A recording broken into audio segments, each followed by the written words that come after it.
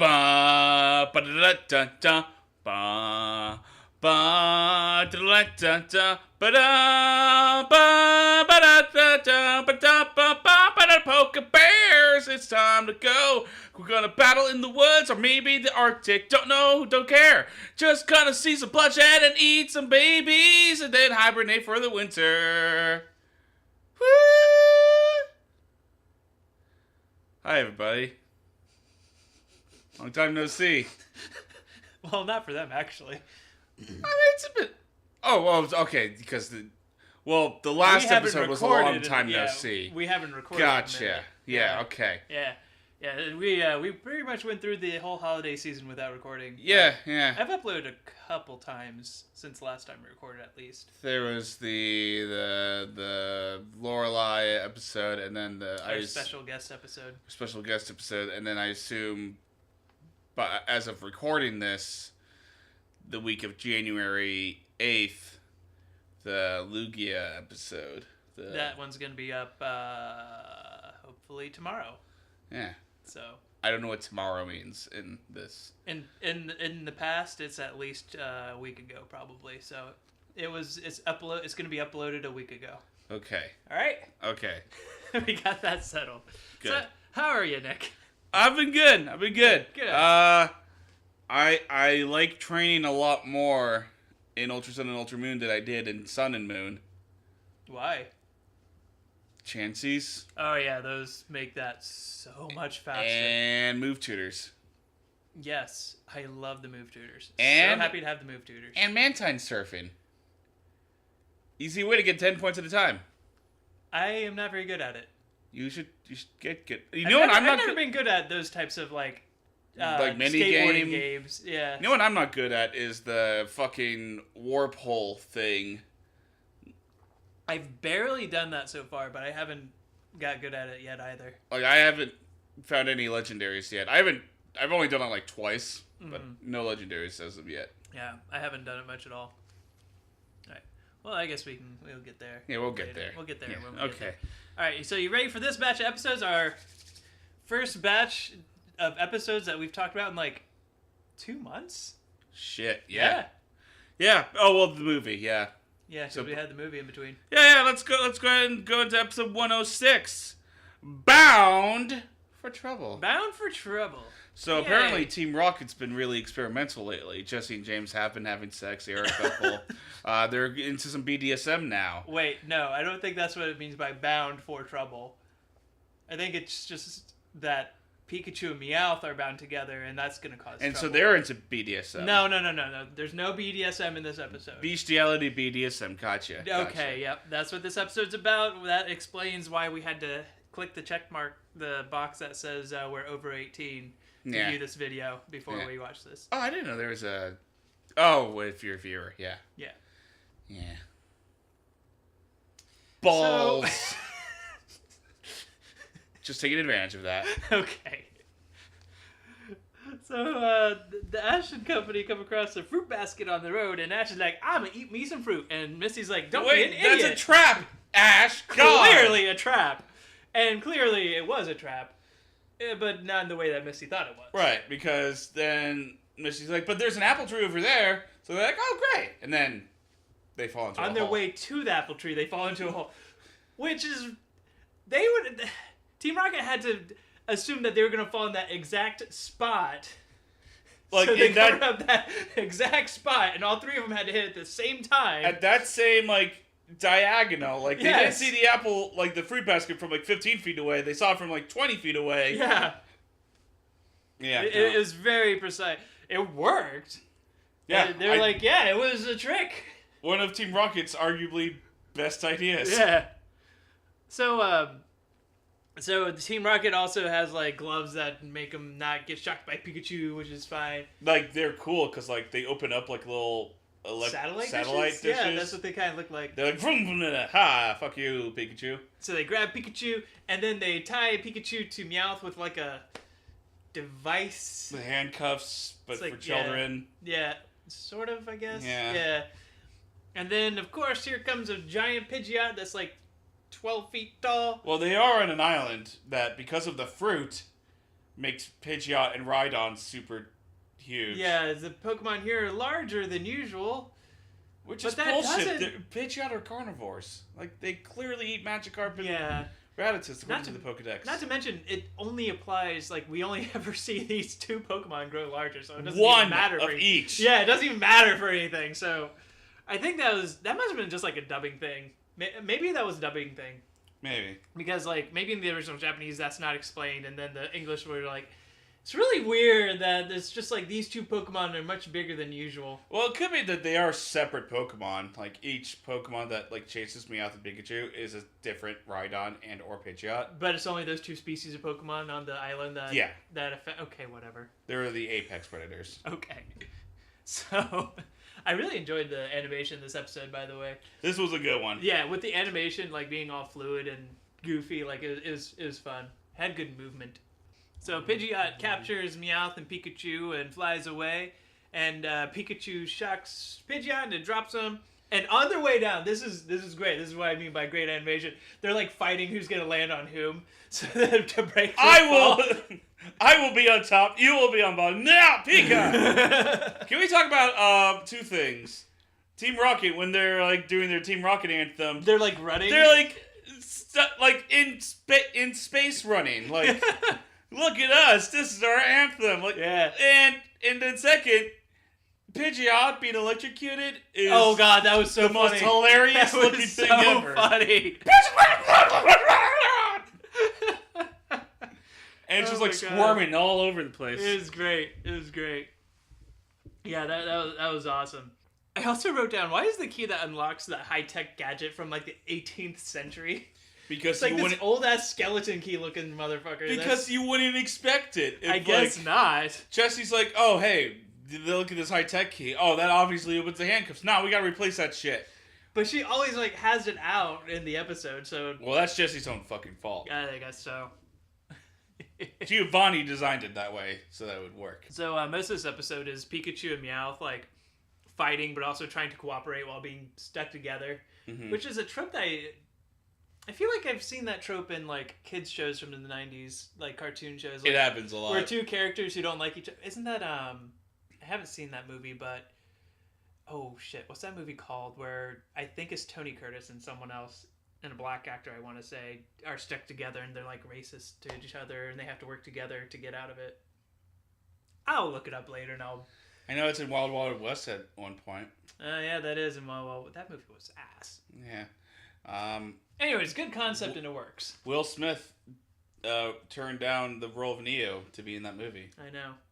It's one of the greatest, oh my god, what were you thinking moments of cinema history. But part of it is also Team Rocket and Ash and crew looking for them. Mm-hmm. And when they first meet up... Oh god, this drove me nuts. When they first meet up, Ash is like, hey, what happened to Pikachu after you ran off with them? Cutaway with like a new little Pikachu cutaway, like just a bunch of Pikachu faces. And then all of a sudden, James is pointing to this guy in the same fucking location. Yes. And they're like, oh, so that fucking thing happened? So you mean that Pidgeot came over and kidnapped... I was like, you could have just said, Pidgeot came over and kidnapped Pikachu and Meowth. And then it'd be like, oh, okay, well, we should go find them. You didn't need a cutaway. That was a waste of a cutaway. Well, see, Pikachu lost one of its hairs when it was being dragged off by Meowth. So then Meowth said that, no, don't fuck off, Pikachu. Oh, look at that Pidgeot. It's so big, and its wingspan is probably 12, 13 feet. I don't know the exact specifications. And so Ash is like, James, you don't need to tell us all things. No, I do! That's why they have the cutaway. So the cutaway is because James is fucking miserable at telling a story. Okay. That's why he's pointing at his sky still. Makes so much more sense. Cut to Pikachu and Meowth, and they are doing the classic chain together enemy thing, and they want to go opposite directions. And Meowth's like, no, Pikachu, we should go this way. And Pikachu just fucking like shocks Meowth, and then eventually just like starts electrocuting, like sparking, and then Meowth's like, okay, fine. Well, just don't shock me. We'll go your way. Pikachu is a domestic abuser.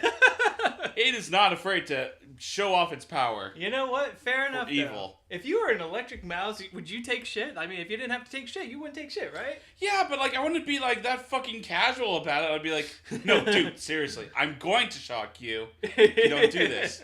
And if Meowth kept doing it, then I would shock it. Okay, I want so you give a verbal warning first. Is what you're saying. Okay, that's fair.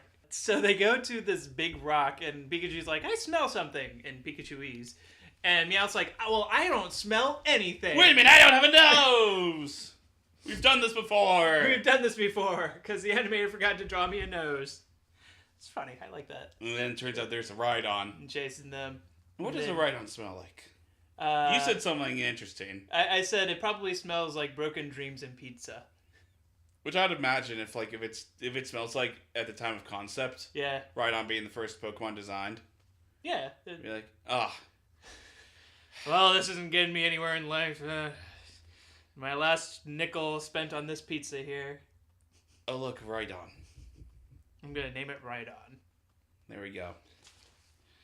It's gonna be rock. Or it just smells like, yeah, earth and stone. And rock. Because it's a rock earth monster. Earth monster. So yeah, so they run away from it, and then they're like, well, I can't shock it because it's...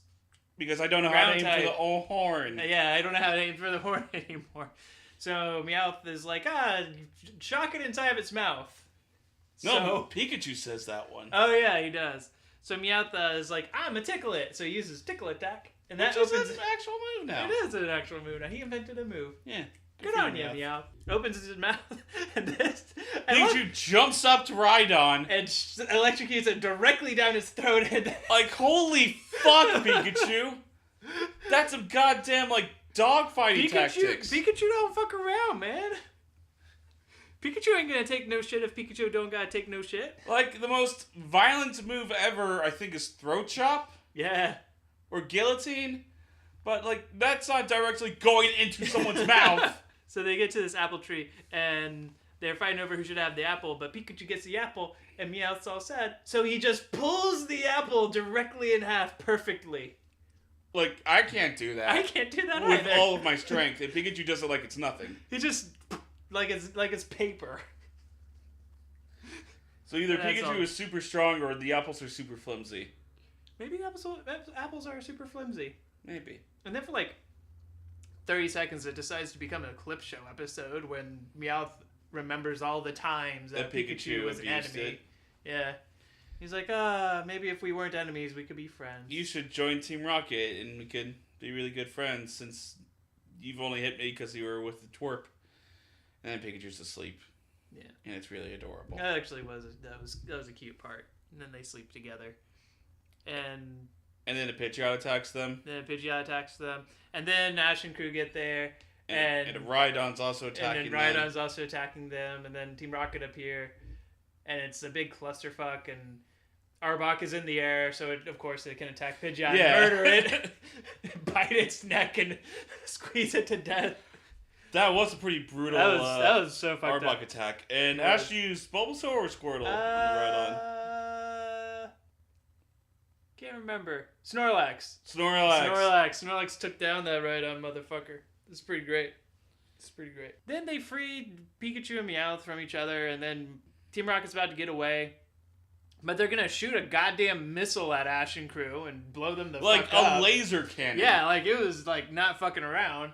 But then Misty's like, oh no, I'll handle this. I'm like, okay, it's your episode now. She sends out Staryu, or aka Scyther. What's supposed to be Staryu, yeah. She picked the Pokeball. She picked the wrong Pokeball. That was on her. Like 9 out of 10 times it's Misty's fault. Yeah. And this time it is Misty's fault. And then Psyduck actually does nothing. Kind of just looks at it. It just kind of looks at it and then blows up. And then it turns out it's because Togepi used some bullshit metronome move. And I'm like, okay, what? Okay, so suddenly it's Misty's episode, this Psyduck's episode, this Togepi's episode. We're like, what the fuck episode? Pick one. What move do you think Togepi metronomed? I have no idea. My best guess is like a Will-O-Wisp, because it would make the helium balloon explode. Nah, maybe Psy-Shock. That could work too, yeah. That could work. I don't know. It was bullshit. They blast off, and then That was my last note for this episode. So I'm assuming it ends right after that. Oh, Pikachu and Ash have a nice, touching, happy reunion. Oh, I missed you so much. Yeah, for the 3 minutes you were gone. And then Yeah, Tracy's like like, wow, that's really emotional. And then Misty said, shut Tracy up, doesn't exist. And then Tracy said, you can't tell me to shut up every episode, Misty. And then Misty and Ash are like, no, we can't, Tracy. Get out. And then Why Tracy are you still following Misty? leaves. He actually did stuff in this episode. He sent out Meryl. Oh, yeah. Meryl used its bullshit super Didn't do anything, actually. Didn't find them. Oh, found Pidgeot. Found Pidgeot's nest, Yeah, and then it turns out it wasn't the right Pidgeot or something. Multiple Or, Pidgeot. yeah. All right, so how'd you feel about that episode, Nick? I give it 3.5. I did too. I like that episode. Because it was a nice Meowth and Pikachu bonding episode. I had fun watching it. Yeah, and like It was funny. It's a good old classic. Enemies have to be allies. Yeah, exactly. Scenario. It was, the animation was fun, and the slapstick worked like most of the time. And the violence was pretty good violence. It was great violence. So yeah, it was a good episode. It's probably one of my favorite episodes of this Orange Islands. Orange Island so far. Oh, Not yeah. that there's stiff competition, but yeah. Not a lot of other 3.5ers. No. I think there's been 3 or 4 other ones. In that Maybe. series. Maybe. I think there's 1-4. All right, next one. Next one. Okay. 107. Charizard chills. So this is I've told you before that I read a lot of the novelizations of the episodes. This is one of the ones I read, and I was really excited for this one. Did it hold up? We'll get there. No, okay. Okay. So in this episode, Ash gets challenged by Tad. Tad, the guy in a boat Oh, God. that almost runs them over. I just got it. Tad isn't Tadpole, and he has a polyrath. That pun is so fucking stupid. I didn't even think about that until you I said know. it.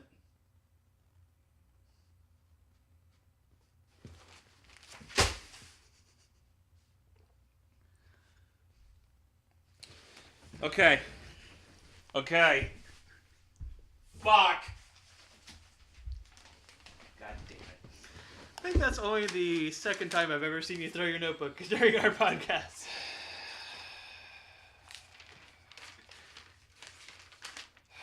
God damn it, I lost my place.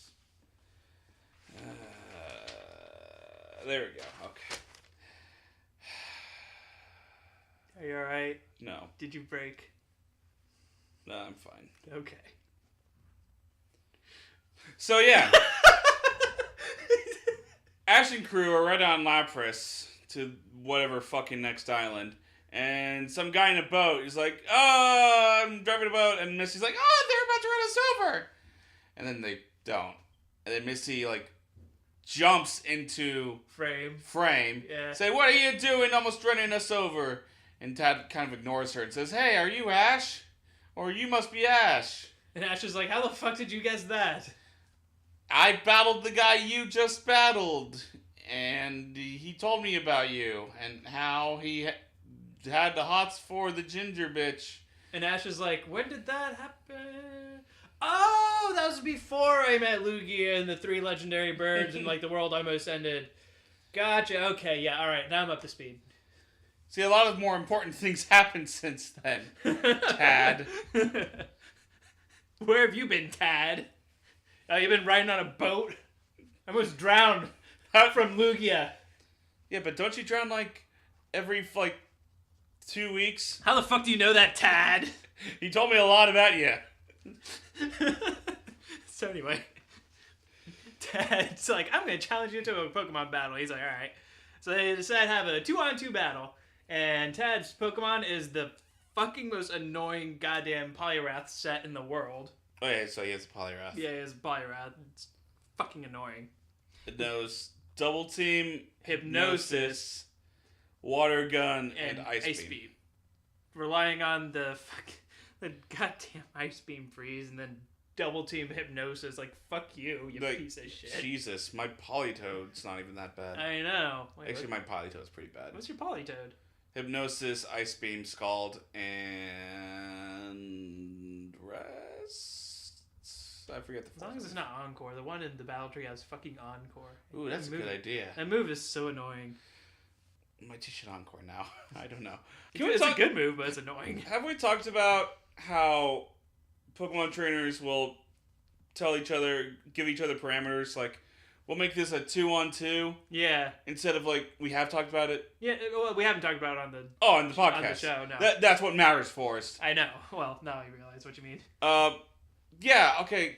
Let's talk about this real quick. Why? Why are you asking me? Because in the game, it's always all of your Pokemon team, with all of their Pokemon. Yeah, because that's why everyone in the game tells you to have always like a full team of 6, basically. And yet, no one in the game has a full team of 6. No one has a full team. Like only the champion does. Or that one guy who has like 6 Magikarp, and you're like, what the fuck? That's not what they meant when they told you to have a full team. Oh no, yeah, I got 6 Magikarp. It's pretty good. They'll tackle. Yeah, they're all level 19. So one day I'll have 6 Gyarados. I think there is a guy who has like 4 Gyarados. I would love to battle that guy. It's in Diamond and Pearl somewhere, if I remember right. That does sound familiar. Ash sends out Pikachu, and after the guy sends out Poliwrath, and so Misty's like, why would he send out Poliwrath against an electric type? It's like it was already out. Like, they said the same. What? I don't care. But turns out the Poliwrath doesn't Bullshit. care about Thunderbolt. It just add it there. to the list of Pokemon who, for some reason, are immune to electric attacks. Well, it didn't say it was immune to it. That's true. It was just like, oh, I have a lot of special defense, or a shit ton, I guess, because it doesn't even feel it, or if it felt it, it doesn't. It just shook it off. Yeah, it's just whatever. So it pretty much beats down on Pikachu. Yeah. Well, using bullshit tactics like double team hypnosis. Did hypnosis work on Pikachu? I missed that. I can't remember. I think it did. And then he finished it off with water gun. And it was bullshit. So then Ash is like, okay, I'll send out my pure power Pokemon, Charizard! And then Misty and Tracy are like, no, Ash, don't do that. That's really dumb. No. And Ash is like, it's fine. Charizard's amazing. And Charizard's like, I'm gonna go over here, man. Look at me, riding the waves. I'm flying. I am flying. I am a Charizard. Look at me, Pikachu. I fly. And so Dad's like, well, this is some bullshit. Dad's actually kind of. He's actually kind of a good guy about it. He's like, hey, you sure, man? Like, you can send on other Pokemon if you want. Like, it doesn't seem like it's really listening to you that much. You have a Bulbasaur or something? Like. And Ash is like, nah, man, I got this. And Tad's like, all right, whatever, fuck you. I'm not going to take it easy on you then. And he doesn't. And then he becomes kind of shitty about it. Yeah.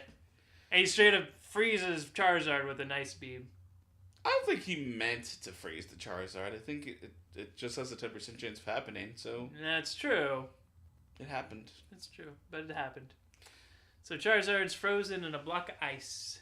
And why they don't go to a Pokemon Center, I can't tell you. Maybe there's not one around. I don't know. Why don't they get off the island and put Charizard in a Pokeball? I can't tell you. I don't know. That was like the big flaw of this episode. That they don't use potions. They don't use a full heal, a full restore. They don't go to a Pokemon Center. They're just like myriad of healing items available to them. It's like, well, he's the only thing I can think of, and this could have been fixed with just like a line of like, we don't have any healing items. We use them all when on Lapras during that tsunami. With that fucking Lugia. Lugia has a lot of hit points. We had to restore her. And yeah, it would take us like 3 days to get to a Pokemon Center because there's not one for another 2 islands or something. Like just like a throwaway line would have solved that. It would have. But they didn't. So I was like, why don't they just take it to Pokemon Center? So instead they set up like 4 campfires and Ash has to massage Charizard with his hands to warm it up for like hours. Making Ash's hands all gross and chafed. Yeah.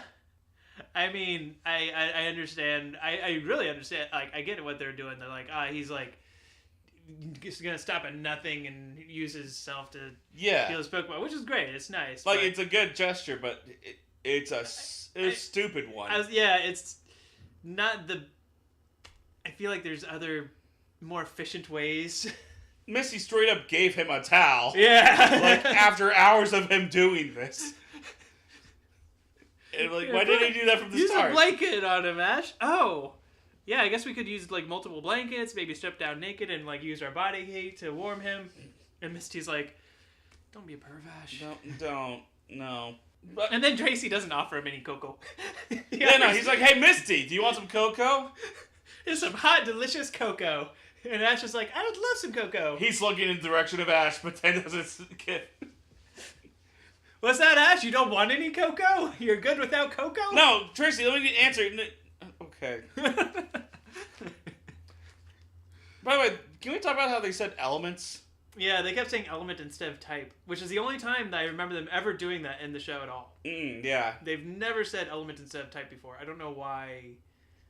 Like, it's fine, but it's weird. Yeah, like, it's not, like, wrong, and it's not... Like, I understand what they're talking about. It's technically correct, but it's just weird that they're doing it now all of a sudden. Yeah. Charizard's all better now, and... Oh, and Team Rocket appears with a drill, a giant drill. This is one with the giant drill, right? Yeah. He's got a giant drill, and Charizard's like, well, I'm going to stop Team Rocket, and he does. Does Team Rocket have any memorable things in this episode? I feel like they don't. They captured Pikachu for a brief minute because the drill opened up. Yeah. Team Rocket, I wrote down Team Rocket was just kind of a throwaway in this episode. They were in this one. Yeah. So Charizard defeats Team Rocket, and then he fights Poliwrath and beats it with, like, Seismic Toss. Oh, Poliwrath, what's his name? Tad taught Poliwrath, Mega Kick? No?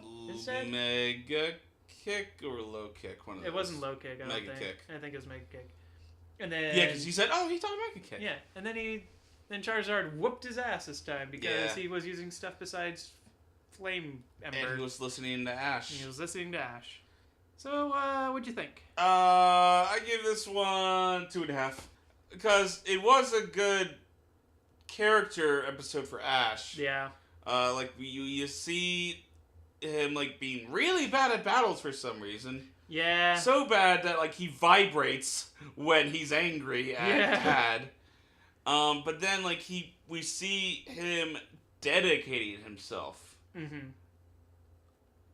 Too much, arguably. Yeah. Or, like, in a very dumb way to Charizard. But he's still, like, he wants to help Charizard. That's his goal.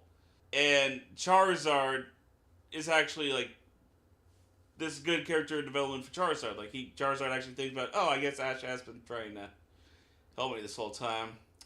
Okay. And so, like, it might have been, like, a slow episode, like... The pacing was really off. The pacing was off. It was so off. The characters were weird, but the story was nice. The story was so good. I really liked the story. But it doesn't make any sense why they don't put him in a Pokeball or take him to a Pokemon Center. It doesn't make any sense for Ash to just kind of... And they all do. They just kind of rub Charizard until he's, like, warm enough, I guess. Yeah. I think that's weird. what you're supposed to do if someone's frozen. Yeah. Okay. I gave it 3 Voltorbs. Oh, 3? Wow. Yeah. Because, like, I really enjoy the story, and I really like that this is Ash, like, earning Charizard's trust. Like, I dig that. I really do. But, man, this one has some problems. Has way more problems than I thought I was going to have with it. Including, like, mostly the pacing and the lack of story and the plot holes. But overall, I enjoyed it. Still 3, yeah. Overall, I enjoyed it because, like, I like that we had a episode focused on... A bonding episode. And it might have been slow, but I enjoyed it. Episode number 108. The Pokemon Water War. So they get to this one island, and people are running away. And Tracy, Misty, and Ash are for some reason appalled by this. I know. Like, how dare they run? Like, people are running around. Ash puts on a serious business face. He's like, let's go. And I'm like, who are you, Spider-Man? Like, come on. You're not a superhero. You're just a guy. Like, Ash you can't be directly involved in every single fucking thing you do. At the end of the episode, he's about to go in himself to save a child when there's like firemen around. Like, come on. So this episode's about firefighting Squirtles lines. And war turtles. Squirtle lines, evolutionary lines. Oh yeah. He comes across a war turtle, and Ash checks his Pokedex for the war turtle, and we're both like, "What are you doing? You've seen war turtle before." Like, no more than 40 episodes ago. And it's a turtle Pokemon that shoots water out of its mouth. What are you expecting the Pokedex is going to tell you about it? To Ash's credit, he at least said a war turtle, and then looked at it. Because he recognized it. So then what is he checking his Pokedex for? I don't know. What is he looking up? Maybe he's like, oh, why has this one got a bandana on? And maybe there's... What is Dexter going to tell him? Oh yeah, this one wears a bandana because, it's got his a name is neck. Leroy, and he likes long walks on the beach. Granted, 98% of all war turtles like long walks on the beach. Leroy just happens to be in that percentage. He likes his bandana because it makes him feel like a cowboy. It makes him look fat, but don't tell him that he's sensitive. Oh, the war turtle did look fat, didn't they? They did. They all look so fat.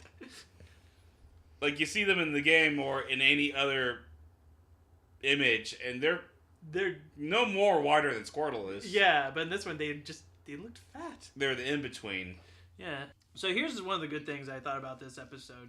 Is that I love like the world building stuff, like the evolutionary lines of Squirtle having different roles and putting out fires. Like Blastoise just shoot the big cannons that put out the fire. For the huge fires. For the huge fire, and Squirtle go into like little nooks and crannies and get like children and stuff. And War Turtles do everything. And War Turtles do a little bit of everything. So yeah, I thought it was good world building stuff. Good for them. It was. Good for them. Wrote Squirtle and War Turtle run like little fat men. They do. So after they put out there's a fire that's going on in this building. After they put out the fire, Squirtle's upset because he's not good enough. Yeah, because he couldn't do it by himself. Yeah. When like 5 War Turtle were able to. Yeah, don't take that too to heart, Squirtle. Like, come on. Like you can only do so much. You're I'd one understand guy. if 1 War Turtle did Yeah, it by exactly. himself, but 5. It was like 5. It was like 6 actually. Yeah, like it was a lot. So Squirrel's like, well, I want to prove that I'm just as good as these other War Turtle. So they have like a little race, and they run like little fat men. It's adorable. And Squirtle trips, and they crash, and create an accidental rollout. Yeah, and Tracy's like, they just set a new turtle Pokemon land speed record. And I'm like, how do you know that?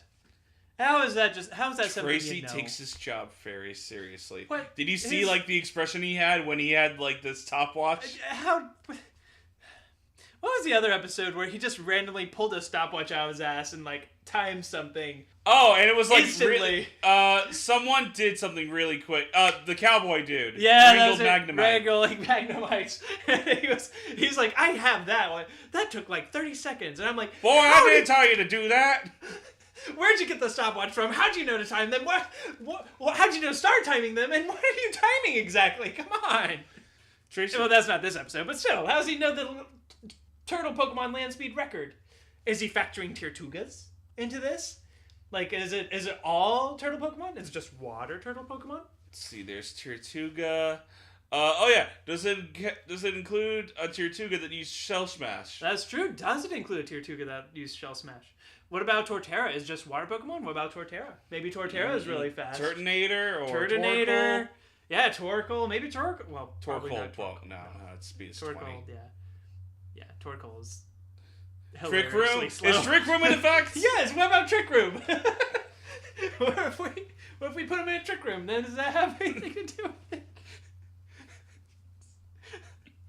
I think he's just These are factors, Tracy. If you want to take yourself seriously, you gotta include all of them. I think he's just talking out of his ass is what he's doing. Yes. God damn. Team Rocket is in this episode. Because of goddamn course they are. And their plan is to capture all the War Turtles. To have one for themselves, and then to give the rest to Giovanni. And they, in fairness, they capture them.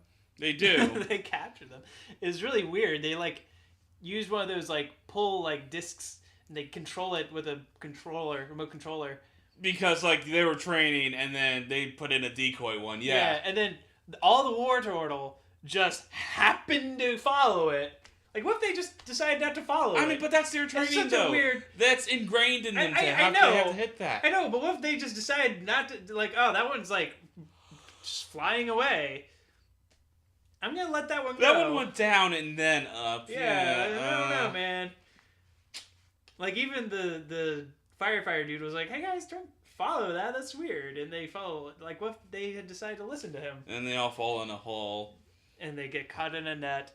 And then Team Rocket they get to their little hideout cabin, and then they start arguing about who's gonna keep one War Turtle. And, like, because Jessie wants it because she wants it. James wants it because he came up with the plan. Meowth wants it because he's a good Pokemon, and a good Pokemon deserves a good Pokemon. And then James says, well, this is what a bad Pokemon deserves, and then they start fighting. I know. And I was like, what's happening right now, man? This episode's really going off the rails. You got like 8 War Turtle. Just each one of you take one, and that's how you do it. Like, it's not that hard. I know Giovanni can have 5. Yeah, the 5 is plenty. 5 is plenty. I'm sure he will be happy with 5 War Turtle. Just as happy as he would with 8.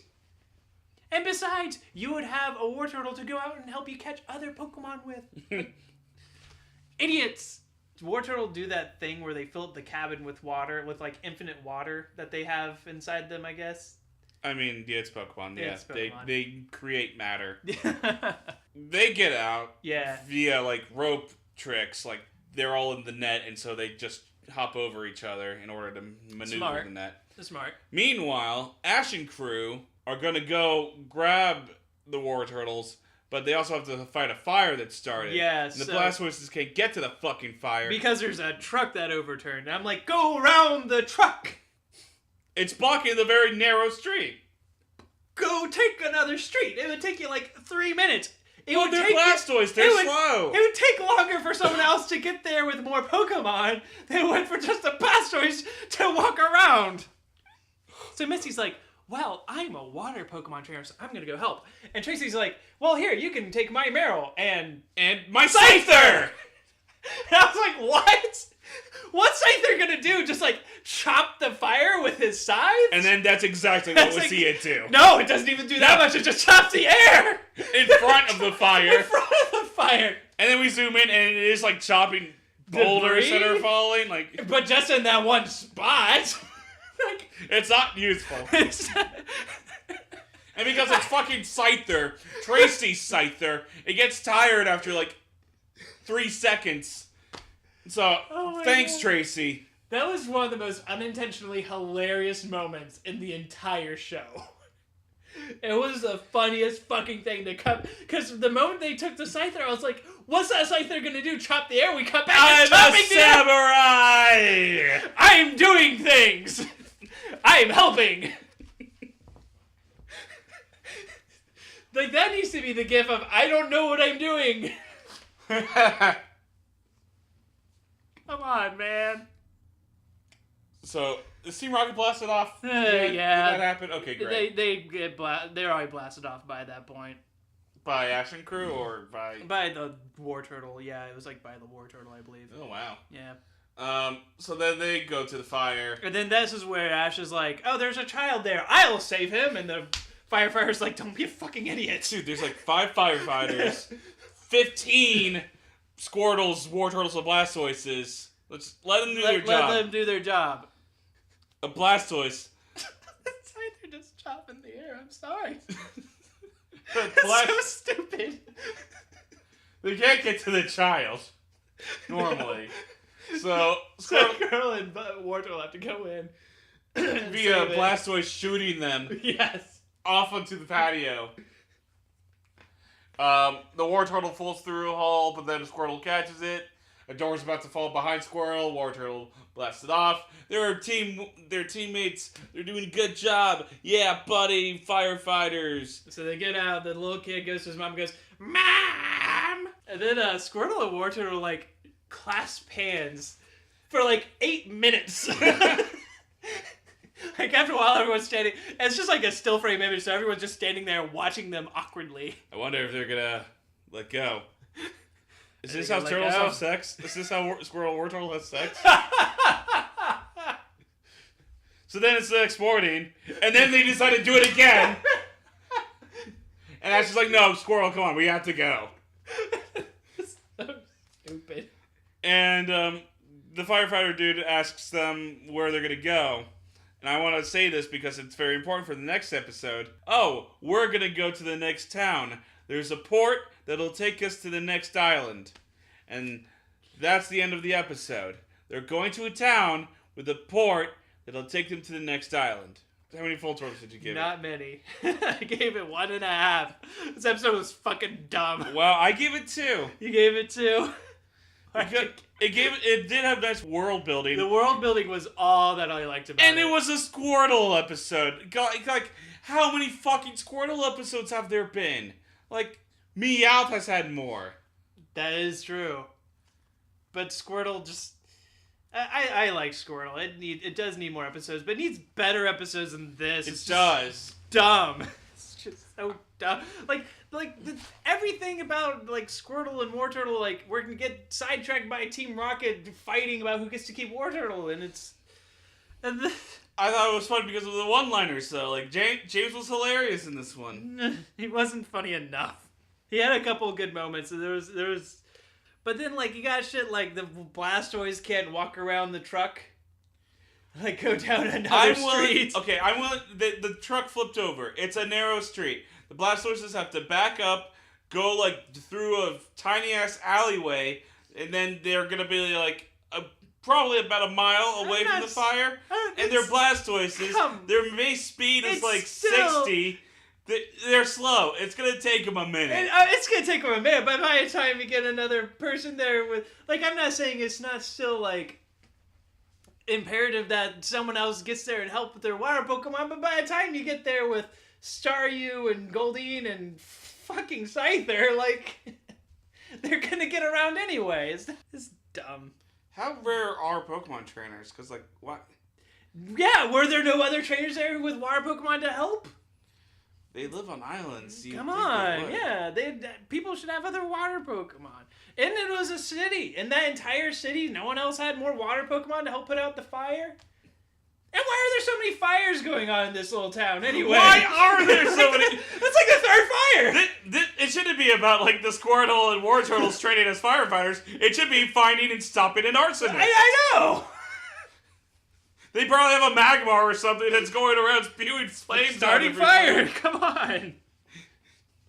Oh man, this episode's dumb. Trying to summon Giratina.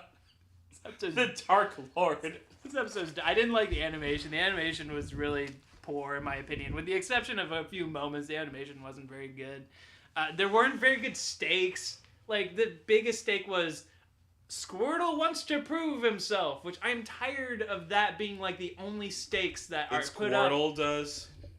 Like, any Pokemon. Bulbasaur has to prove himself. Pikachu has to prove himself. Charmander has to prove himself. Squirtle has to prove himself again. Like, that's the main plot, the character arc that any episode has, is that the Pokemon has to prove themselves. I mean, it's the most generic and easy to write one, I think. Exactly my point. Especially for Pokemon that don't have, like, words. Exactly my point. So I didn't get anything out of this episode, and I feel like tomorrow I will forget that it exists. Alright, well, let's go to the next episode. Okie dokie. Start forgetting it. 109. Pokemon Food Fight. How does this episode start out, Nick? Ash and crew are on a fucking deserted island. I don't know. It's not a deserted island. It's some random fucking island. And not a fucking port town. Maybe, I just thought of this as I said in, like, 3 minutes ago. Maybe they had already gone to that port town and now they're on this island. I don't know. But it's so weird that they explicitly said they were going to a town and they're not at a town. That is weird. And if they were going to a port, why would they would get to a port but not take the boat to a place that has a port, and then there would be a place that has a thing? If they would take it to an island that's There's nothing there? Just a really annoying grass trainer with a stupid ass name. Fuck that guy. What was his name? I think it was like Ball. Gruxal. Galzar. Golzar. Golzar. That was it. Golzar. He sounds like a... And he talks like this. I'm Golzar. I'm a 10-year-old annoying fucking asshole. But before we get to Golzar, we have like Tracy being like, there's some weird plants around here that our Pokemon can eat for food. And then there's like the tense ass music playing where it's like dun, dun, dun, dun, dun, dun, dun, dun. I was like, what is going on? The music in this episode was fucking bizarre. Yeah, it was. So weird. What was that one that played when they were on the river where it was like dun, Dun, dun, dun, dun, dun, dun, dun, dun, dun, dun, dun, dun, dun. I was like, what is with the music? And that was a brand new song too for that one, I think. They need to never play it again. That needs to stay in the vault. You know, it's a good like Magnemite theme song or something. Like because it's kind of metallic-y with that annoying little twinge to it. Like it could fit like a tiny metal steel Pokemon pretty well. They need to never play that song again. Oh wow, okay. So they come across this guy. In defense of the kid, it is customary in the Pokemon world, or it's supposed to be, that if two trainers make eye contact, that they challenge each other to a battle. And he did pull the equivalent of a Ninja Boy. He did. Where he jumps out, he was hiding, and he jumps out, and he's like, ha-ha! I have flowers growing out of my head because I'm a goddamn psychopath. Because they were looking for flowers that they could turn into Pokemon food, and this kid just has them in his head. Like, out of his head. In his hair. Why? Because he is Golzar, and he is the best grass Pokemon trainer in the Orange Islands, apparently. Oh my god. Our first specialist trainer outside of a gym leader. Outside of a water type. Outside of water type. And it's this little fuck. Yeah. This little spit fuck. Yeah. Ugh. So, Ash is seeing 2 Glooms? Beforehand, Right? yes. Yeah, 2 Glooms. So he sends out Gloom. So Ash is like, alright, I've seen Gloom before. I know how to do Gloom. Like, it's a plant Pokemon. Charizard. He sends out Charizard. He uses Flamethrower, and because now Charizard acts really well with him. And then Golzar's like, wow, that was a really good battle. Ash pulls out his Pokedex because he has no idea what the fuck he's doing. And then he sends out goddamn Squirtle. And Squirtle's like, what are you doing? And he's like, I don't know. He pulls it back. He's like, go Charizard. Pulls out the wrong Pokeball. Trips. Or the Pokeball falls out of his hand like it's... He's got like buttery they showed hands. like a really dramatic way of it, like... It just falls out of his hand. It's like, oh, no. It turns out it's Snorlax and not Charizard and his Pokeball breaks. So he pulled a Misty. He pulled a Misty. Like, he pulled a Misty on fucking Quaaludes is what he did. He's like, and just falls out of his hand. Breaks, and now he can't recall Snorlax. But Snorlax wins him the battle, I guess, so there you go. Because he tries to eat the Gloom. And eats the kid's hair flowers. I'm fine with being beaten, but I won't be eaten, says the worst named character. Idiot. Stupid character. Oh yeah, he was crying because, like, Snorlax also ate, like, his lunch that his mom packed for him. Yeah. And, like, his neck was really thin. Like I don't like this kid. His design. He was awful. Like, he's, like, probably the... Next to the whispery chick in the theater troupe, he's, like, tied for worst designed character in this season. Yeah, he had a terrible fucking design. Turns out Ash needs to get his Pokeball fixed so that he can recall Snorlax. But the only Pokemon Center is on the other side of a fucking mountain. Oh, and Golzar's a dick. And Golzar's a dick. He's like, and it's on the other side of the mountain. Fuck you! Little shithead. Doesn't Ash have other Pokeballs? Why didn't he just, like, put them in a different Pokeball? Maybe, like, once you've caught a Pokemon... Well, you can't do the games. Once you've caught a Pokemon, you can't, like, switch balls. That's true. That's true. Okay, whatever. So I guess if ever you have a Pokemon and you completely destroy that Pokemon's Pokeball, like, it can never go into another Pokeball? Like, you get the Pokeball fixed, or, like, assign a different Pokeball the same serial code that the original Pokeball had. Probably a Okay, we're getting process. way too into this. So they're like, well, we gotta get Sleepy Snorlax over the mountain because we can't wake him. Thank God they didn't spend 40 goddamn minutes trying to wake up this thing. Snorlax. I would have blown my head off. I would have blown my fucking head off. So they need to pull a Fitzcarraldo and get this big ass Snorlax up the mountain and then over the other side. So they like rig up a system where they're pulling him on ropes. Tracy's pulling another rope. That's what he does best. Good for you, Tracy. Good for you, Tracy. found Stick your it to your calling. guns. Pulling ropes.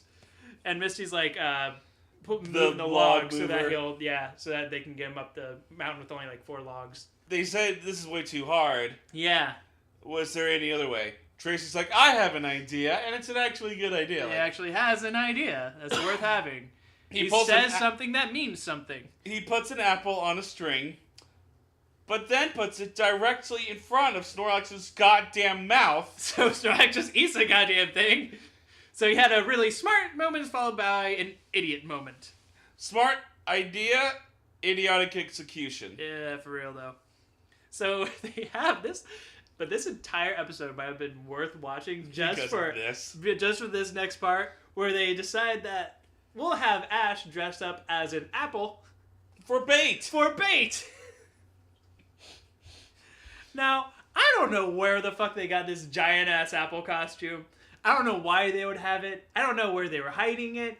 I don't know how they would put together if they didn't already have it. But they had it. It opens like from. It's like a door hinge. Yeah. Way of opening. So that had to be constructed from somewhere. That's not like they just found something red and wrapped them in it. No, it's like an intricate like thing that you step in, and but it's adorable. Ash looks like a goddamn dork, and it's the best. It's so great. And so Snorlax is chasing Apple Ash. And they managed to run all the way up the mountain. Yep. Before he finally catches him, he's like, this is an apple, I'm gonna go Like, back to sleep. it's like Snorlax like bites it, and he's like, ah! This is It falls fucked asleep. up. Hey, he goes back to sleep. And they're like, hey, well, now we just need to get him downhill. River! So they build a raft in record time and put Snorlax on the raft and... Well, hold on. Misty is goddamn pulling a goddamn rope. Man, that's fucking Leave that Tracy's to job. Tracy. Yeah, that's Tracy's job, man. Misty, come on! Tracy's the one who pulls the rope here. It's like the only thing he can do. So don't tread on him. Don't tread on that, man. That's his rope. It's So- his thing, man. So they put Snorlax on. Turns out there's a waterfall. Because anytime you're on a river, there's always a waterfall. There's always a waterfall. If it's a movie, if it's a TV show, if it's a book, and you're on a river, you're gonna come across a waterfall. It's gonna happen. It's like a rule. They're at the bottom of the waterfall, and they're like, we're drowning, blah, blah, blah, blah. And then they're like, just stand up, man. It's like a foot deep. And they're like, oh, okay. Golzar says that. Yeah, because this kid's smart. He's outsmarting Ash and Tracy and Misty. I don't know what that says about him. I don't know. Not much. What it's... it says a lot about Ash, Tracy, and Misty when they're outsmarted by a guy who grows goddamn flowers and then fucking ferns out of his head. And his name is Gozar. Golzar. That's the name of the henchman from Mighty Morphin Power Rangers. Oh, I'm sorry. It's one letter short. Goldar versus Golzar. It's ridiculous. Like, name him... I don't know. Name him Forrest. I don't want to be named after that fucking kid. He's named for you. Like, he's a No, grassy... I don't want that I don't want He's that a association. Okay, fine. I don't know, like Flint. Or... Name him Butt Munch. That has nothing to do with grass. That's exactly what he is. He's a butt munch. So name him Butt Munch. No, that's true, but like all the theme trainers have been named for their Name him theme. Mulch. Mulch? Mulch. That's actually a pretty good Pokemon character of the day name. Yeah, see? There you go. Okay, Mulch. Mulch. We're gonna call him Mulch from now on. Okay, Mulch. Well, only when he's not an asshole. Which is never. So, Golzar it is. So they get to the Pokemon Center, and there's a bunch of people lined up outside because they haven't had their shipment in today. Apparently. Like, in a week, they haven't had a shipment of Pokemon food. Yeah. Because they can't grow their own food on the island? What was the point of that again? Like, they just... They just don't They get don't food. get their food? The shipment was late, so... Okay. And apparently Pokemon can't eat human food. I don't... So they drop a... So the plane comes and drops the package, and then who appears but Team Rocket! And I was like... Pretty showing late up entrance pretty for late, them, yeah. Pretty late intro for you guys.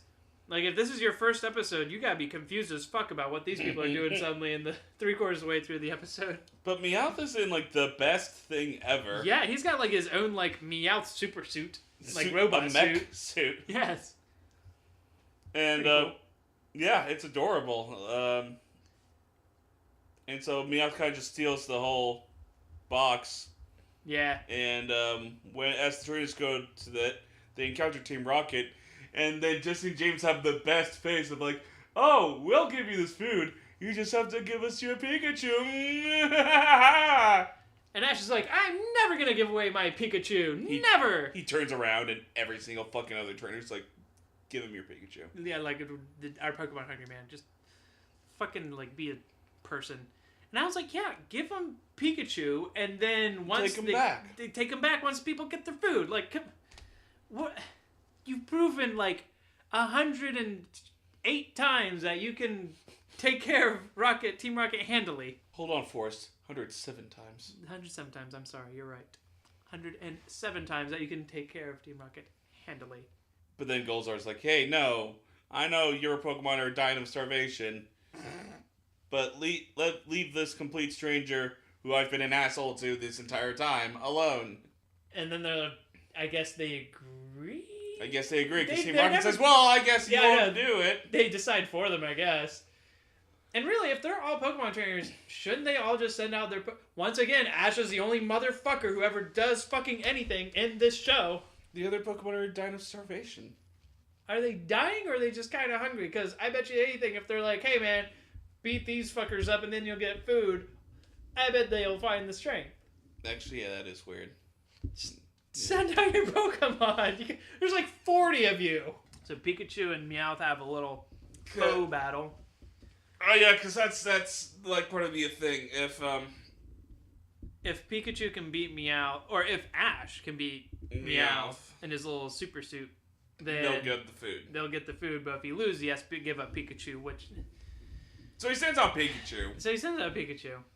Instead of, like, Charizard or anyone else, like, other things can battle. They're going to be prepared to fight Pikachu. That's the one what Pokemon that, like, Team always Rocket blasts does. them. Yes. That's what they do. They're after Pikachu. They're going to think of ways to not get electrocuted by Pikachu. They've done that, like, 8 times out of every 10 that you fought them. They've had some kind of Pikachu contingency. So if they go up against Pikachu, they don't get immediately destroyed. Including this one. That's a lightning rod and a grounding tail. Because duh. And then Snorlax shows up and whips the robot's ass. And then I think it's cute how, like, Tracy thinks, "Oh, it sensed its friends were in danger." And then it turns out Snorlax was just there for the food. Because of course it was. That's what it does. It eats. It's Snorlax. It was weird how, like, agile Snorlax was. Well, when you're hungry, man, when you're that hungry, you... That's true, like, muck around. Ha, muck. Yes. So he hyper beams Team Rocket away, and then they get the food. Did I have any other notes? Yeah, I didn't have any other notes. I think that was the end. Was that the end? My last note was his name is Golzar. And the one before that was Ash is an apple. So you didn't have any notes about this one? Not a lot. No, I had a couple, but this was not a super exciting episode. You gave it 2 Voltorbs. You gave it 2 Voltorbs? 2 Voltorbs. I gave it 2 Voltorbs too. Not as bad as a 1.5 or a 1. No. Nowhere near as compelling as a 2.5 and above. No. I didn't like it, but I didn't hate it. There were some moments of this episode that were cool. Meowth's mech suit, Snorlax fighting. And every now and then, the apple costume. And the apple costume. And every now and then there was like a good line or two or some good animation. But other than that, it was just really lackluster. That's all I gotta say about it. Yeah, me too. Next episode? Yeah. Last episode of this batch of episodes, episode number 110. Pokemon Double Trouble. Yeah. They've been adding Pokemon to a lot of They the titles did. in I this batch. just noticed. Pokemon Double Trouble, Pokemon Food Fight, Pokemon Water War. and What the fuck, man? We get it. The show is called Pokemon. You don't need the But do Pokemon. you need to clarify that it's another type of food fight or Yeah. another type of water war? Like, are we going to see the Navy fight, the U.S. Navy fight in Japan? Are we going to see Pearl Harbor? That'd be fucked up in the Pokemon. That would be. Oh God! God. I just went to a really dark place in my mind. Yep. All the Wailords getting shot and Electrodes are kamikazing. Fucking like Hitmonlees are dying. Ah! You got the little Nurse Joys and Chansey's like, oh my god, we gotta see this many as possible. There's blood everywhere. Lieutenant Surge is like going down in his plane with Raichu. Let's get back to this episode. So a giant mechanical monster attacks the beach. Oh yeah, a giant Robo Rhydon. Actually, before that, this episode started really weird in my opinion. Like super quickly, like a bunch of things happening. It was like they get to the island and Ash is like, we gotta go to the Pokemon gym, and then Tracy and Misty are like, no, we gotta go on vacation. And then they encounter this woman, and she's like, oh, you must be my long lost son. And then the giant Rhydon, mechanical Rhydon, attacks the beach, and I'm like, what? Slow down, slow the fuck down. Okay, pick a story and stick with it. Okay, Let's talk about these four things one at a time, real quick. Okay. First thing, Ash is about to get his fourth gym. That's pretty cool. That's pretty cool. Yeah, Nice. I was really excited about that. That's quick. Second thing, Missy and Tracy are like, fuck you, we're going on vacation. fuck you. They have something to do. Yeah, we Great. wanna Okay, do things. fine. All right. Third lady. I'd rather not get in the way of like him going after the Pokemon gym. Right. Whatever. Don't Yeah, care. I think it just being on in this episode. Yeah, you can do that. Then we got the lady. And that's when it started to really get weird. This is the second time we've had this exact thing happen where a weird random lady hurriedly runs up to Ash and embraces him and says, you're my long lost son.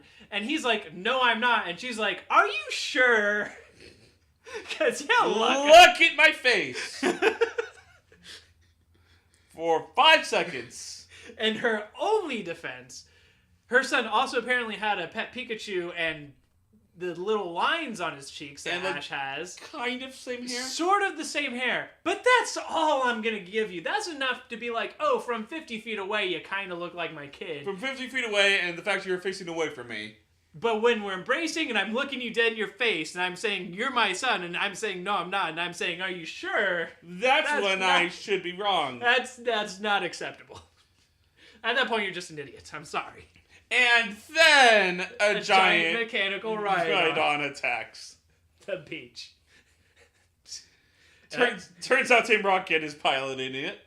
I kept thinking of Mecha Godzilla while they were doing that. Yeah. Kind of looked like Mecha. It was basically a kaiju. It was a kaiju movie. It was. And there was like the still frame shots of like people running. Oh my god, it was like Freeze blood frame. red. Yeah. I fucking loved that. That was Robo Didon is the best thing to happen to this anime in a long time. It was pretty bizarre. Team Rocket's piloting this Robo Rhydon, and they have Lickitung and Arbok on a treadmill. Pilot like working it, making sure it moves. Yeah, And powering Weezing Weezing is in charge of the hyper beams. I But thought James never taught it hyper beam. when it starts spewing out smog, I thought they were gonna like ignite it on fire. That's Because what I thought they too. happened all the time in the show. His smog was like flammable, and if you lit it on fire, it'd blow shit up. So I thought that's what was gonna happen. It didn't happen. No, it was just like, this is a really bad burp. James was like, "Oopsie, I forgot to teach a hyper beam." It was kind of funny, but it was odd. I want to see a person like teach a Pokemon a TM.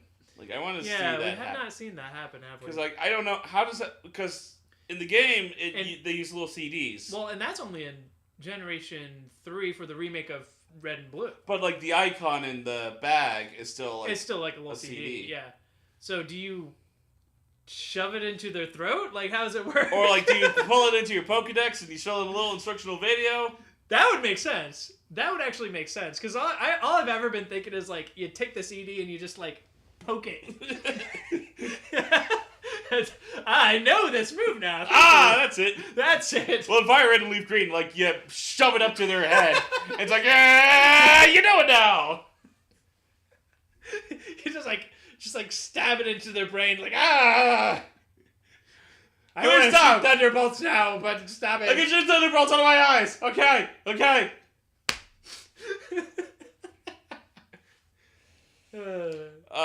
So I think Wheezing would look hilarious shooting out a hyper beam, though.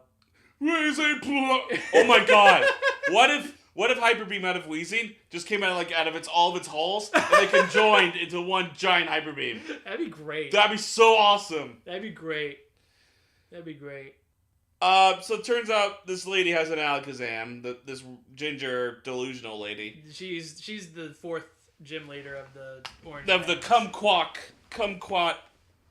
Island. Kumquat's a funny word. It is. Have you ever eaten it? I haven't. Mm. I think it's sweet. I've only ever heard of it I've only ever heard the word being used as like a funny word. Pretty sure it's a fruit. It is. It's Yeah. a fruit of some kind. I think it's like a melon. I don't know. Probably. So this lady has Alakazam. She makes the Alakazam. The Alakazam defeats the Rhydon. Yeah. Whatever. I don't know. Uses Reflect and Then it's Psychic dead. and then Flamethrower from Charizard probably. Yeah, like Psychic Force closes the Rhydon's mouth. They fill up with smoke. They didn't have a... Exhaust vent. Giovanni Didn't want to shell out that funded much a money. giant goddamn robot, but didn't give them exhaust. But they didn't want to give him the extra like $200 for the exhaust. So we see that Giovanni has the limit. It takes a lot to approach it, but it's a hard limit. Giovanni, we're almost done. We just need exhaust. Why? No. If you're not going to get gas in your own Rhydon, are you? Probably not, then you're fine. Here's an idea. Don't fuck up this time. Can you try that at least once? Tell me when you're dead. Or don't, because you're dead. When I die, I want you to be the pallbearers at my funeral. So you can let me down down one more last time. It's one of my favorite Pokememes of all time. So then, Team Rocket's gone for Z-Rock's- the episode. They're out of the episode. I was at least grateful that they got him out of the episode early. Yeah, that was- okay, thank God. Well, it also was a giant kaiju monster. That was one of Team Rocket's most entertaining plots. I don't know what they were planning on doing. Yeah, I'll give you that. Like, I don't know what. I have no idea what their plan was. I don't know what but the intricacies of it was. But it was epic. But the general plan was awesome. I'll give you that. I will give you that. So then they get to this lady's. She owns like a hotel. It's just like a hotel. It's not like a chain. It's like I a think hotel. every person I think there's a bunch of hotels owned by different people on this island. So she has a pretty nice one. But she's like, here, while we do our battle, your friends can stay here for free. I'm like, what? I want to be a Pokemon trainer. Like, goddamn. Like, what the shit? And that's like a nice ass hotel. It's not like the Rainbow Motel on Fuck Off Street. On Shinkville, it's on like the goddamn boardwalk. Yeah. With like a goddamn hot It's spring. like a 40-story hotel with a hot spring like in the hotel. Like, Jesus Christ. What I want to give to be a Pokemon trainer. Fucking A. For the hotels, not even for the Now, Pokemon. I'd like to think that she's at least doing that because they helped with Team Rocket. Yeah, but that's not what she says. City. That's not what she said. That's not what she says. She's just like, well, while we're doing our battle, your friends can stay here for free. They kind of get down to it pretty quickly. Yeah, and then the entirety of this episode, essentially, is exactly what Blaine's episode should have been. Mm-hmm. One battle as the episode. It's a double battle. They spice things up. Even according to her. That's pretty good. Yeah, that's awesome. Yeah. Pre-Gen 3. Yeah, like this is 2 generations ahead of the when they introduced double battles into the game. Like that's really interesting. So she sends out an Alakazam and Marowak. He sends out Pikachu and Charizard. Even though it shouldn't have been Pikachu if you have a Marowak in the mix. It should have been Charizard and like Squirtle. Bulbasaur. Maybe not Bulbasaur because of the Psychic. Psychic, but Snorlax would be good. I was about to say Snorlax. Yeah, that would high special defense, and I'm sure you can take a hit. We haven't seen Snorlax lose to anything yet, so Lapras too would also be good. Lapras would also be good. Maybe it doesn't. Maybe it's not very good at battling. Yeah, maybe because I don't think he's ever battled with Lapras. Battled. I don't think so. Yeah. So they get down to it, and they have a pretty good battle. Yeah. It takes Ash a minute to get used to the whole double battle thing. Pikachu and Charizard have to get along, and then eventually they do. And then, Alakazam and Marowak are teaming up together very well. Like Alakazam pins Charizard to the ground so that way Marowak can hit it. With his ground moves, with his Boomerang and stuff. So which should hit flying types anyway. Yeah, that's the thing I never liked about Boomerang. That would be a cool feature of Boomerang, that because you throw it and it's a ground item, it can hit flying types. Yeah, that would make sense. But nah, only legendaries can do that apparently. With Zygarde. And 1,000 arrows. 1,000 arrows. It's 1,000 arrows. I just trained a Zygarde. I like it. Zygarde's pretty cool. Yeah. Wait, there's another ground type. No, you have to use Gravity, right? Gravity or Smackdown. Or Smackdown, that's it. Or Smackdown. Which is a rock move. Yeah. It's a good move.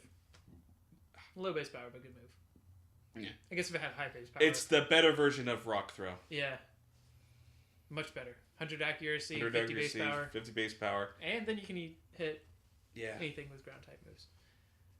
Well, a little off track, but I mean, really the rest of the episode is just a good battle, and Pikachu and Charizard learn to team up and take down the Ginger. She gets then she gives him the Jade whatever badge. Coral badge. Do not remember the names of any of these badges. I know there's a Jade and a Ruby, but the Ruby is more green sea than coral it is. or something. I don't know. Yeah. Did you call it one of them an anus coral or something? Probably. I know you asked if we should add to Ash's drown total, but because he probably went underwater because of the overheat. Oh, yeah. When they were in the hot springs. Yeah. I can't remember the context of that scene, but whatever. I think they were just like, oh man, this lady seems cool. Mm-hmm. And then Ash got nervous or something. I don't know. Who cares? Yeah.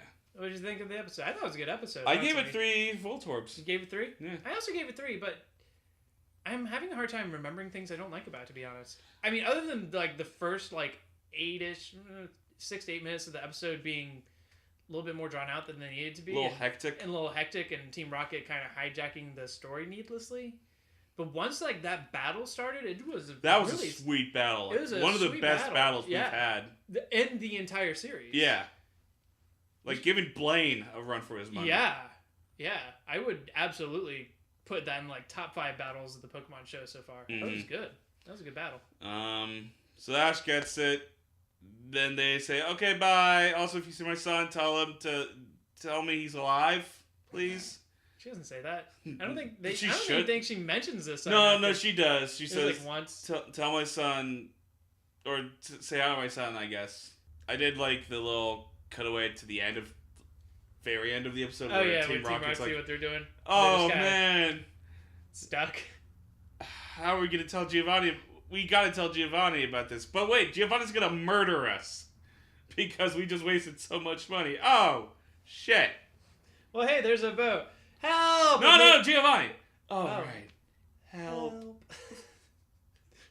Watching that is weird, but it's cute. So yeah, nice. Moving on. On. All right, now Nick, make sure you pick a good number this time. Okay. So we have a good number to talk about. I'll be sure to keep that in mind as I pick a number arbitrarily. We have to have gone through most of the underwhelming or straight up bad Pokemon, right? Still Stantler. Oh, Stantler? I love Stantler. I mean, I'm underwhelmed by it. There's still the fucking other devil. There's Slurpuff. There's... We actually haven't. There's not a lot. We actually have not hit any of. There's not a lot of Pokemon that like I really really don't like, but we haven't hit many of them yet. I know there's like at least 3 or 4 that we haven't hit yet that I really don't like. So. Oh. Curious about the ones that you don't like. I know. We'll find out. I wonder if one of them's Yanmega or... No, Yanmega's cool. Comfey? No. Well, just because they're hard for me to beat doesn't mean I hate them. Oh, okay. No, Comfey's awesome. I love Comfey. Oh, I love Comfey. Okay, 217. Oh, cool. Honchkrow. Oh, okay. Yeah, that's cool. a good Pokemon. All right, Yay. cool. Honchkrow is awesome.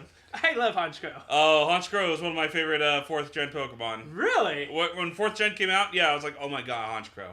All right, I actually have a lot to talk about with this Pokemon. It's pretty awesome. As do I. All right, let me put up its stat page. Oh, by all means.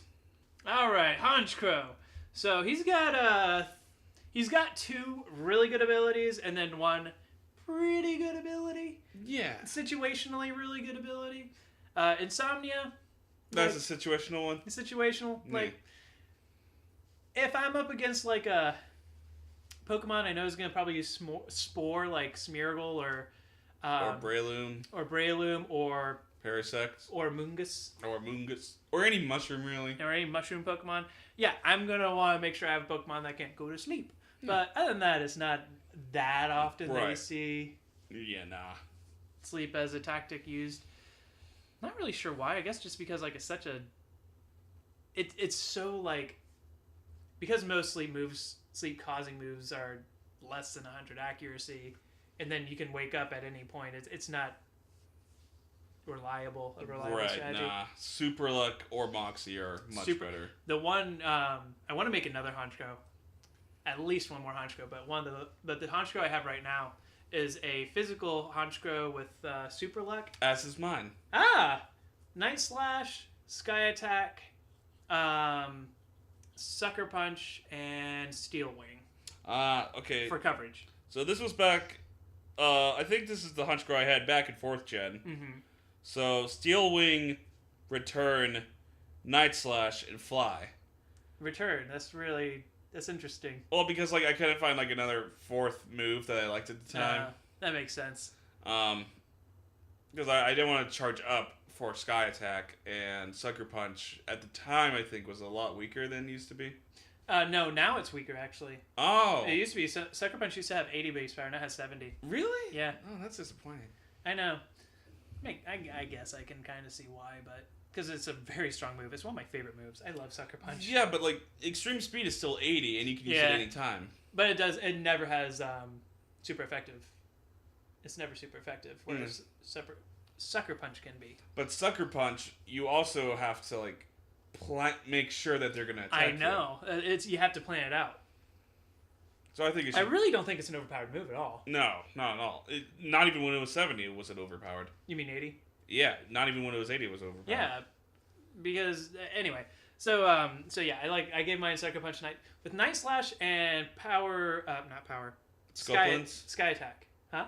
And the Scope Lens as well. Yeah, if you give it Scope Lens with Super Luck, like you're always gonna have a critical hit, which is awesome. I love that mechanic. That's been like the last couple of years. Yeah. Those reliable critical hits are awesome. Especially back when critical hits did twice the amount of damage. Mm-hmm. Honchkrow hit like a motherfucker. Yeah, I mean it still hits pretty hard. Its base attack is 125. That's for a bird. That's really powerful. Yeah, that's pretty strong. And if you're always gonna get critical hits with that, yeah, that's gonna hurt. That's gonna hurt a lot. But nowadays, Moxie would probably be the better option. Probably, yeah. Especially with like Sucker Punch, you can finish something off, get a Moxie boost, and then just start sweeping through a team.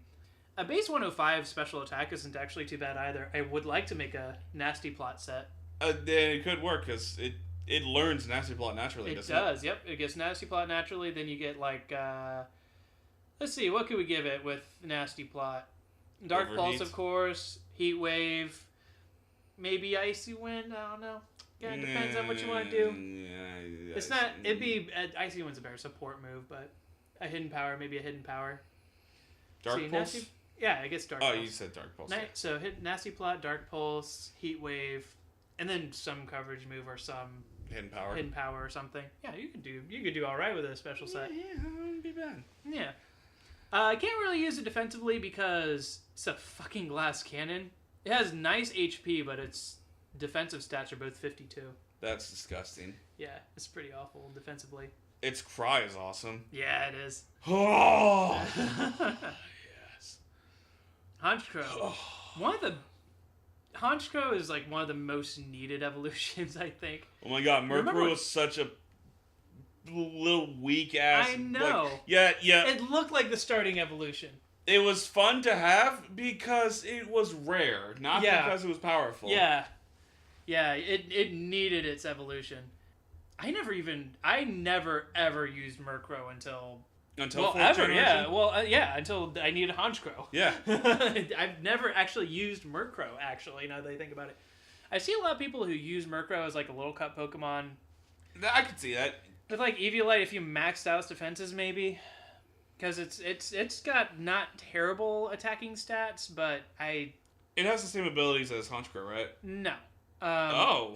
Insomnia and Super Luck, but also gets Prankster instead of Moxie. Oh, shoot. So get them Prankster roosts and taunts and shit.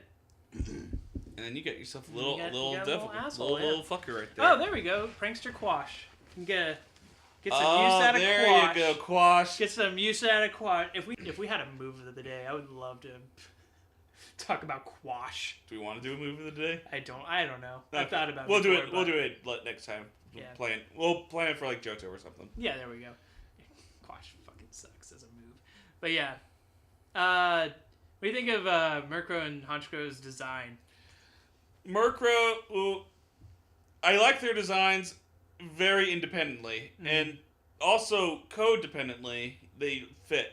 Murkrow, without Honchkrow, is a little witch Pokemon. Like, the witch is familiar. Yeah. Because it's got that hat, and he's a crow.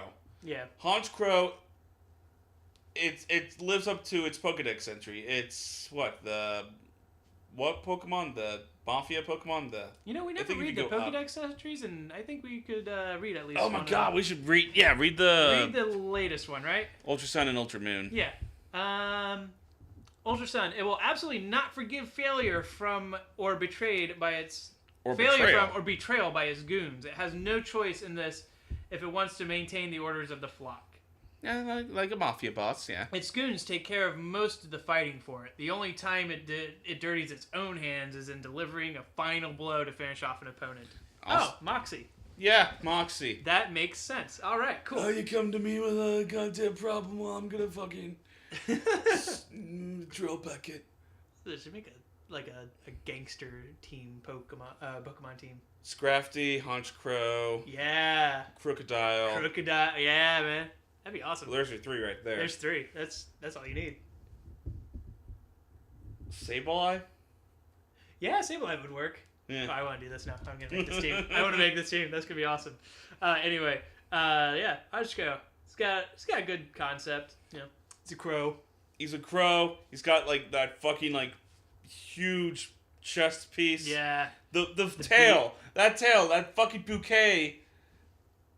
It's just plumage. Like it's a beautiful Pokemon. Its shiny is disgusting. Wow, yeah, that shiny is awful. What were they thinking? God. How come some shiny Pokemon are so fucking awful and some are so good? I don't know. Like it's dark blue. Why don't you make it like black or light gray or something, or make it like silver? Any other color but goddamn pink. Magenta ass bullshit. Or like deep blood red. I want to see what it's. You know how like some Pokemon are like Charizard's like the flame Pokemon. Oh, you want to see what its Pokemon type is? Yeah. The big boss Pokemon. Big boss Pokemon. Yeah, right that's on. what I was talking about. Right Like, it lives up to its big boss name. Right on. It's got that fucking hat. That goddamn 1940s gangster hat. Right on. Yeah, Fedora. He's a cool Pokemon. He is a cool Pokemon. It's been too long since I've trained one. Oh, you should train one. Problem is that I have to get a Honchkrow with Murkrow Prankster. Well, now it should be easier with Generation 2. Oh shit! Yeah, it should be. Yeah, I don't know if they have that set with Pokemon Bank yet, but I I think like they do. I think they do. So you should be able to just get one and transfer it over, and there you All go. right, well, there you go. And then, yeah, Pokemon Crystal came out, or is coming out soon. Yeah, that's pretty cool. It's available for preload in Japan, I think. So I was right all those months ago when I didn't want Gold or Silver because I wanted Crystal.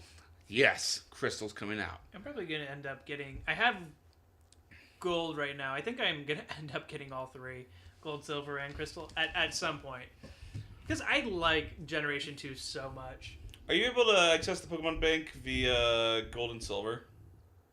What do you mean, like Like, get are you able to No, withdraw I think you can Pokemon? only send Deposit. them one way.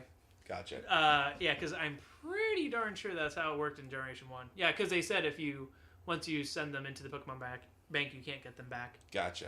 I give Honchkrow 3.5 full torps. Right on. He's a good Pokemon. He's a good Pokemon. Random Pokemon thing of the day. Yeah, sure. So I've actually been thinking about this a lot because like it would pop into my head because like I want to think of a good Pokemon subject of the day, and something that not a lot of people have discussed, if at all. Why do Pokemon natures affect the stats that they do? Like, what is it about Adamant that raises attack and lowers special attack? See? So I figured we could like go through those. Yeah, let's look at that. Want to go by category or? I want to see okay, so when you think of a Pokemon with an attack, like with a hard, like a punching attack, like what was that? What was that personality supposed to be? Like someone like who's like fierce or like? Well, I mean, who can stand up for themselves. If you take it directly from like human culture, it could be like anyone, like a Pokemon, like if someone trains to defend themselves, or they're a jackass, right? Because the positive or the increased attack stats are lonely, brave, adamant, and naughty. Natures. So those are all like, you got lonely because, and what's it, lower defense? Yeah. So yeah, down sort of. A lonely person's going to train themselves, and then because they're all lonely, by themselves, but they don't have outside contact to buff up that defense. Yeah. Okay. Yeah. Right on. Brave is positive attack minus speed. That's easy because like Brave, you're not going to run away. You're standing your ground, but you're not being fast. Adamant is a weird one. I think I get. You know, let's come back to that when we talk about special attack because I'm. You want to take that versus modest? Yeah. And then naughty. That's also a weird. Naughty is minus special attack. Special naughty defense. naughty makes sense because like when you're being naughty, you are seeking inflict harm. Yeah. But you're not gonna think about like what the other person's gonna think mentally. Yeah. You're doing what you want to do because you're being mischievous. Yeah. So. You're not going to think of how others are going to be mischievous to you. That's true. Yeah, okay. Things that increase your defense. Bold, relaxed, impish, and lax. And lax. So, I guess they're like the traits where you stand your ground, I guess, and you can like. It's not as offensive as like the up attack ones. It's more like the. Yeah, the whole Florida, southern states standard ground thing makes me think more asshole when you say standard ground. But it is more, I'm not going to be pushed around. Right. Like, I'm relaxed. I'm not going to go anywhere. So, yeah, just come at me, bro. Right on. I'm lax. I hate the defense versus special defense because those are, like, almost interchangeable. I know. Lax is like, you're kind of lazy about it, so you're not thinking, you're just there. Right. So that makes sense. Where special defense seems to be almost more of a mental thing. Increased special defense, so calm, gentle, sassy, careful. These are all things like a Jedi, like you're training yourself mentally from your third eye. Like it's what's Professor Snape taught Harry Potter to defend himself from Voldemort. Exactly. So it's more of an inner defense, whereas like impish, relax, those are like our defense. Right. Which makes sense. The speed ones make a lot of sense. Timid, hasty, jolly, naive makes no fucking sense, but whatever. Naive makes sense. Naive makes sense for lowering special defense. Makes sense for speed too, because naive, you're quick to trust. Oh, okay, yeah, right on. And That's super because heady. you're quick to trust, your special defense is lowered. That's super heady, yeah. Mm-hmm. Jolly, yeah, you're all happy, you're running around. Yay! Yeah, but you're not really thinking about it. Mm-mm. Whereas timid, that's all you're doing is you're thinking about it, and you're like, You're thinking about it, and you edgy, don't want to you're attack just- anyone. yeah. You're like, no. You're on the edge, you're moving away. And hasty, that's You're just faster attack. speed. Yeah. Like, ha-ha! Special attack. special attack. So it's kind of like the same thing as, what's it called? Special defense. Just offensively instead of defensively. Like it's the Sith versus the Jedi. Yeah, exactly. Because, modest, mild, Mm-hmm. which mild's the most bullshit one to me. Why? Quiet and rash. Because, like, what the fuck does mild even mean? Like, oh, you're just like a mild-mannered He's just person? a mild-mannered guy, just like, yeah. Like, Yeah, why does mild lower your defense? Like, it's not like because you're not well, you're... bracing. Yeah, well, when you're, Oh, when you're you're mild. mild, yeah, you're You're not bracing. soft. You're a soft-spoken person, you know? You're like, Okay. You're not timid. Like, you're not afraid. You're not very outgoing. It's different from being quiet. That's like shy, Gotcha. which is also bashful, I guess, but... And it lowers your speed. Quiet. Yeah, because you're quiet, so you're not... You're not going to go out of your way to meet people. You're not going to. But because you're very inward, you're thinky. Yeah. You're heady. Yeah. So let's talk about, because you wanted to, modest versus adamant. Yeah. The two most popular natures, especially if you're younger than 16 and metagaming. Yeah. Those are the only two that, for a long time, those were the only two I really picked. Like, I didn't have timid or Sometimes jolly timid Pokemon and jolly, every until, now and then. Yeah. Like, I have a lot more timid and jolly Pokemon than I did back then, X and Y even. Yeah. You're adamant. You're like, I'm gonna do this. I'm gonna get you. Ah. I'm going to get So you. why is that lower special attack? Because like you're going without thinking. you're going without thinking, and you're very, like, brash. Yeah. Like, you're not going to even, like, contemplate what the other person's thinking. That's true. You're just going to punch them because you're right and they are wrong. Nothing else matters. And Modest is the exact opposite of that. Modest is like, oh, I'm okay. You can have your opinion. So you can attack me if you want, but... Because a modest person is someone who knows they're right, but they're not gonna express that because they don't feel like they have a need to. Yeah, they're mature about it. Yeah, exactly. So nice. Yeah. Okay. Cool. Yeah, they all make sense. When I wouldn't want to have to be the person who figures out all this shit, but I'm glad someone did. that was fun to do just now. Yeah. When you picked, did you ever pick your trainer personality when you could in the games that were When could you available? do that? I think in Platinum you could if you went online, and in the same with 5th generation. Oh yeah, I think there and was 6th generation there, you could do it on your trainer card. I remember that. I don't remember what I picked. I probably picked. If I had to guess, I probably picked like calm or quiet or something like that. I used to do adamant because You're pretty adamant. You're pretty adamant. But lately I've been going with jolly. Yeah. Right on. Cool. Any Pokemon news other than Pokemon Crystal? Not really. Pokemon news has been pretty quiet lately, right? Yeah. Pokemon Switch. I think there's a Pokemon Switch. The next Pokemon game is going to be on the Switch. The next mainstream. They've already confirmed that? They've confirmed that. Oh, really? What they haven't confirmed is anything else. If it's going to be is it going to be like a Generation 8 or is it just going to be like a Pokken tournament? I assume a Generation 8. That would be so cool. So I'm playing Legend of Zelda, and that looks awesome. I'm so excited for you, by the way. It's my first Zelda game I've Yeah. ever played. It's really good. It's weird because that's the most different Zelda game. Is it? Yeah, no other. You have open world Zelda games, but not open world as in you can see the world. It's open world because you can do the dungeons in any order.